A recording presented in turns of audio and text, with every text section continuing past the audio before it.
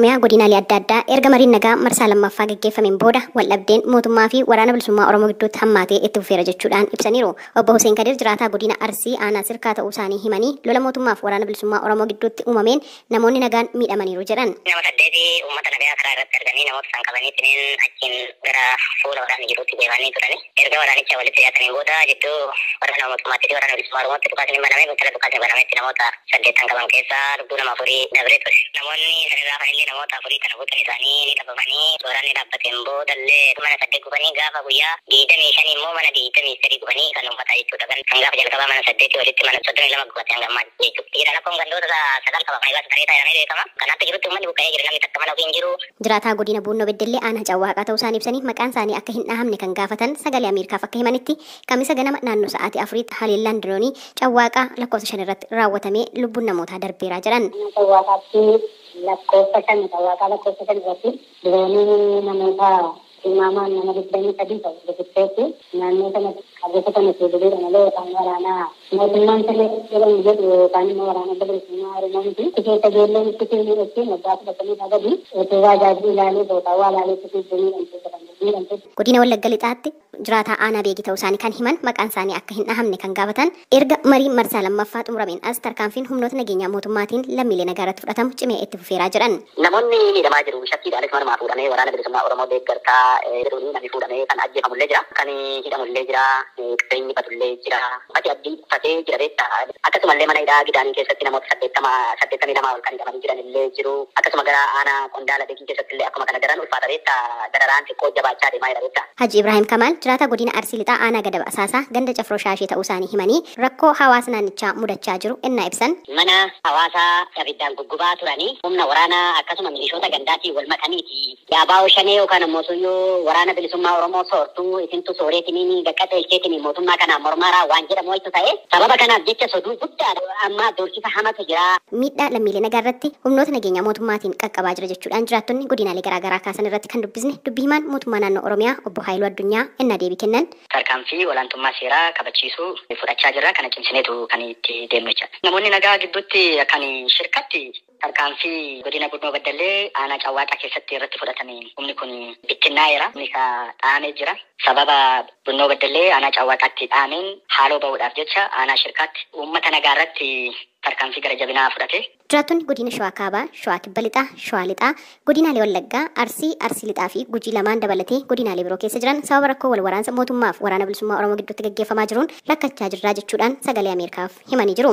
Obbo Haayiluun gama isaaniitiin haleellaan mootummaan lammiilee nagaa irratti raawwate hin jiru jechuudhaan garee hidhate kana dirqisiisuudhaan gara mariitti akka dhufu taasisuuf tarkaanfiin fudhatamaa jiru cimee itti fufa jechuudhaan ibsanii jiru. Akka mootummaa naannoo Oromiyaattis akka mootummaa federaalittis tarkaanfii humna shoror keessaa kanarratti fudhannu cimsineet itti fufnaa jira. Yeroo kamiyyuu caala dirqamee gara nagaatti akka inni deebi'u.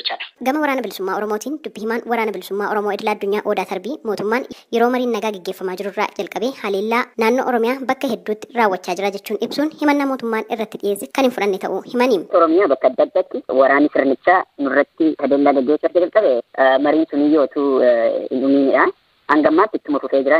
Miidhaan uummata irra gahaa jiru kan durii caala amma rakkina daangaa darbe ta'ee jira. Bakka adda addaatti uummanni nagaa miidhamaa jiru, ajjeefamaa jiru. Diroonii yeroo adda addaa sirnichi itti fayyadamaa bakkoota adda addaa Oromiyaa keessa garuu asiyootti aanaa Cawwaaqaa kan Buunnoo Beddellee keessatti argamu haleellaa dirooniitiin uummati nagaa 25 olitti ajjeefame. Kan miidhame immoo lakkoofsa hin beekamnedha. Garuu aanaa sirkaatti keessatti mana 23 oli gubanii uummata yoo xiqqaate nama 6 bakka tokkotti raasanii kun immoo waan Oromiyaa guutuutti argaa jirrudha. Jiraattonni godinaalee Oromiyaa bakka garaagaraa irraa sagalee Ameerikaatiif yaada kennan waraanni bilisummaa Oromoos ta'e mootummaan marii marsaa sadaffaa itti fufuudhaan dararamni uummatichaa akka xumura argatu taasisuu qabu jechuun gaafataniiru.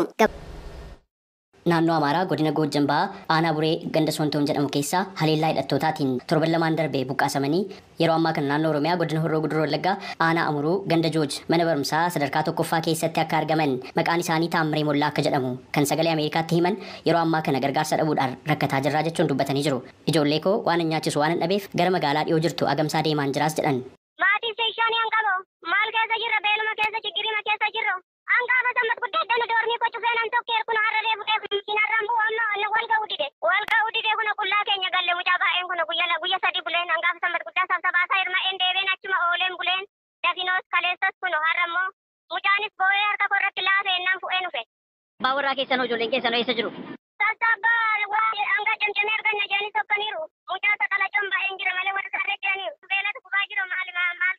Haati ijoollee isaan biraa maqaan isaanii Alamii Nagaasaa akka jedhamu sagalee Ameerikaatti himan aanaa buree ganda xaaboo keessaa gargaarsi midhaan nyaataa mootummaatiin taasifamu waan wal hin geenyeef ijoolleen dhukkubsataa jirti jedhu.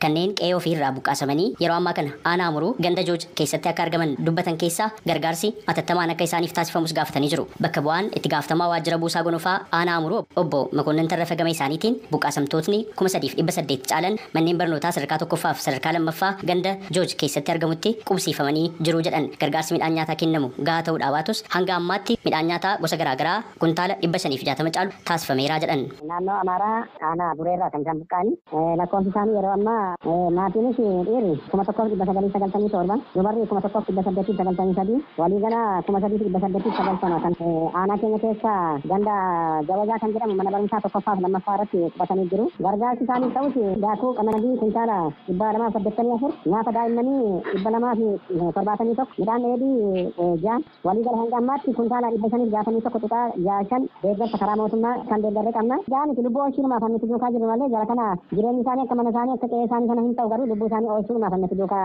hordofaa jiru jechuudha. Obbo Makonnin itti dabaluudhaan gargaarsa dabalataa kennuudhaaf tattaaffii taasisaa jirraa jedhan. Dhibeen daddarbaa ta'e akka hin kaaneefis hojjetamaa jira jedhan. Dhibee daddarbaa ittisuu irrattis wanta hojjetamaa jiru ogeessachuma jira magaalaa Galfaa Kilaastara sanarra waan jiruuf dhibeen kun tokkoffaa akka walitti hin daddarbine hubannoo kennaa jira. Gama biraatiin immoo qoricha harkarraatii qabne akka aanaa kan waasa jiru beeksisaa jira jechuudha. Buqqaasamtootni torban lamaan darbe gurmuu hidhattootaa faannoo jedhamuudhaan waamamanii fi aanaa buree keessa socho'aniin qe'ee isaanii irraa buqqaasamuu kan dubbatan yommuu ta'u gurmuu hidhattootaa faannoo jedhamuudhaan beekamuuf haleellaa kana buree keessatti raawwachuun himatni irratti dhiyaatetti ajajaa ta'uu kan dubbatan Shaalaqaa Geetaawwan Barree yeroo sanatti humnootni keenya haleellaa kana raawwanne jechuudhaan gochi kun namoota siyaasaatiin kan qindaa'ee fi faannoo paartii badhaadhinaatiin hundaa'een kan raawwatame jechuudhaan haaluun isaanii ni yaadatama. Dhimma kanarratti gama mootummaatiin deebiin hanga ammaatti argame. Akka taasisetti namoonni dhibbeentaa 54 sirni federaalizimii biyyattiif sirna bulchiinsa ta'u yommuu jalan kanneen dhibbeentaa 42 ta'an immoo sirna federaalizimii irra sirna mootummaa tokkee isa jedhu akka filatanidha. Itoophiyaatti qindeessaan dhaabbata Afroo Baaromeeters obbo Muluu Takka yommuu ibsan በውጤቱ ላይ እንደምታዩት 54 በመቶ የሚሆኑት ኢትዮጵያውያን ዜጎች የፌዴራል የመንግስት አወቃቀር ለአገሪቱ የተሻለ ነው ብለው ያምናሉ። በኢሰራ አካ አርጋ ጅርተኒtti lammiileen Itoophiyaa dhibbeentaan 57 caaseffamni sirna federaalizimii Itoophiyaadhaafi gaariidha jedhaniiru. Kanneen dhibbeentaa 42 ta'an immoo lakkii sirna mootummaa tokkeetu Itoophiyaadhaafi barbaachisaa jedhan. Kanneen dhibbeentaa 3 ta'an immoo dhimmicha irratti beekumsa homaa warra hin qabnedha. Itoophiyaan sirna mootummaa federaalawaa hordofuun paarlaamaa yookaan karaa bakka bu'oota uummataan hoogganamtii jedha heerri biyyattii amma hojiirra jiru. Dr. Milkeessaa Miidhagaa as United States kolleejii Albiyoon kan Michiganitti argamutti barsiisaa kan ta'an biyyoota akka Itoophiyaa sabaa fi sablammoota hedduu qabaniif dhuguma sirni federaalawaa gaariidha jedhanii garuu kan Itoophiyaa heerarra kan jiruu fi lafarra kan jiru waliin gitu jechuun ibsu. Kan Itoophiyaa kana akka inni wal xaxu kan godhu sirna federaalizimii fi paarlaamentarii wal faana deemaa eelleedha.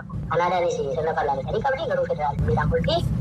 Biyyoonni baay'een Austraaliyaanis akkasuma paarlaamentarii garuu Jarmanis paarlaamentarii siistamiidha. Garuu kan Itoophiyaa wal adda godhu sirna paartii. Sirni paartii Itoophiyaa keessatti bara dargiidhaa kaasee bara yaadiigis dabalatee Adwaa jechuudha. Amma immoo bara Prosperiitiis dabalatee maatii jira caaseffamni paartii wal fakkaatu tokkuma. Akka biyyattiitti paartiin dura taa'aa dhaabaa qabdi. Ixaanee koriyoo jira wachiistuutu pooliit biiroo kan jedhamutu jira. Kuni ijaarsa sooshaalizimii komunisti paartiidha wal fakkaata. Aangoon dhaqee sila aangoon kan jeneraal assembiliis jedhama miti garuu aangoon kan dura ta'a.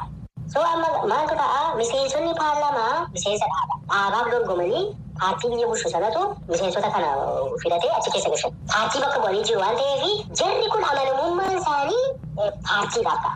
Paartii keessaa immoo eenyutu isaanii hoogganaa dura taa'aa dhaaba. Kanaaf amma paarlaamaan Itoophiyaa muummicha ministeeraa kamiyyuu waame ari'achuu miti ijaan garagalee ilaaluu dhiqqisaadha. Seera biyyaarra kan jiru paarlaamaan muummicha ministeeraa ari'achuu ni danda'a. Sirni mootummaa Itoophiyaa nama hordofaa jirtu federaalawaa ta'e kan sanyii giddu galeessa godhate ta'uu isaatiin rakkoo fi jeequmsoota Itoophiyaa keessatti mul'ataniif sababadha jechuun sirna federaalawaa qeequ dubbii himaan dhaaba siyaasaa Izeemaa Dr. Mulaaለም Tagany ወርቅ dhimma kanarratti sagalee Ameerikaa sagantaa afaan Amaaraa irratti gaafatamanii ኢትዮጵያ ውስጥ እየተገበረ ያለው የዘውግ ማንነት ላይ ያተኮረ የብሔር ፖለቲካ የምንለው በተለምዶ ግጭቶችን፣ አለመግባባቶችን አንዱን ያንዱ ጠላት አንዱን ያንዱ የማድረግ ሂደታቸው በጣም የሚጠበቅ ነው። ከዛው ኢትዮጵያ keessatti sirni siyaasaa sanyii giddu galeessa godhate walitti bu'iinsonni waliigaluu dhabuun tokko fi diina taasisanii dhiyeessuun isaanii waan eegamudha. Kana keessa hangam baanetti wantoonni kun boriin boodas akka itti fufanu yaadna. Sababni isaas garaagarummaa sanyii irratti hojjeta waan ta'eef kun akka hojjetuuf immoo diinni tokko barbaachisaadha jechuudha. Yookiin immoo kan ana irraa adda jiru anaan gadii jedhanii yaadu. Hanga wantoonni kun jiraatanutti immoo jeequmsoonni numa jiraatu. Addunyaa irratti siyaasa sanyiidhaan, amantiidhaan yookiin sadarkaa diinagdee irratti hin hundaa'in sababni jedhamuuf inni guddaan walqixxummaa irratti hin hundaa'an waan ta'eedhaaf. Kanaaf nuyi bu'uurri jeequmsoota Itoophiyaa keessaa sirna siyaasaa sanyii giddu galeessa godhateedha jennee amanna. Dr. Milkeessaa Miidhagaa ammoo gama isaanii yommuu ibsan akkas jedhu. Waan lamaan tokko adda baasuun nurra jiraata. Tokkoffaa garaagarummaa eenyummaa biyya Itoophiyaa keessa jiru garaagarummaa sabaa sablammii biyya sana keessa jiru federaalizimii jedhu miti kan uumu. Federalizimiin itti dhufe malee eenyummaa kana uumu. Kuni waan wal ta'u. Federalizimiitu torbanadhaa isin uume yoo jetta ta'e namummaa haaluu ta'a. Lammaffaa federalizimiin Itoophiyaa keessattis haa ta'u biyyoota garaagaraa keessatti kan inni hojiirra akka ooluu fi ilaalamee fuudhame biyya sana durumaa walitti qabdee bulchuu waan namatti ulfaateef federalizimiin fuudha. Biyya sana bulchuu waan dadhabameef aangoo tarii qoollee biyyi sun waliin jiraachuu danda'a laatan jedhuun federalizimiin gara eksperimentiitti seena. Haala qabatamaa amma Itoophiyaa keessa jiruun federaalizimiin akkamittiin hojiirra ooluu danda'a? Federalizimii jechuun hojiirra ooluu ni danda'a. Federalizimii jechuun yeroo hunda negosheet godhata. Yeroo hunda continuously negotiationiidhaan jiraata. Al tokko wanta ta'e barreessitee lafa keessee yookaan immoo aangoo akkas gootee dhuma lafa keessee xumurree irraa deemaa waan jedhamu miti. Yeroodhaan baalaansiin gara kan gaafataa jira. Malee qaamni tokko kana fudhatee dullaadhaan walitti fiduu bultuu jiraatu. Federalizimii yeroodhaan akkaataa fedhii jiruun nagaan negosheet gooteetu waliigaltee mallatteessee waliigalteen sun heera biyyaa ta'e sanaan bulchaa jiru. Keessummoota koo guddaan galateeffadha. Qophiin dhimma kanarratti har'aaf qindeeffanne haga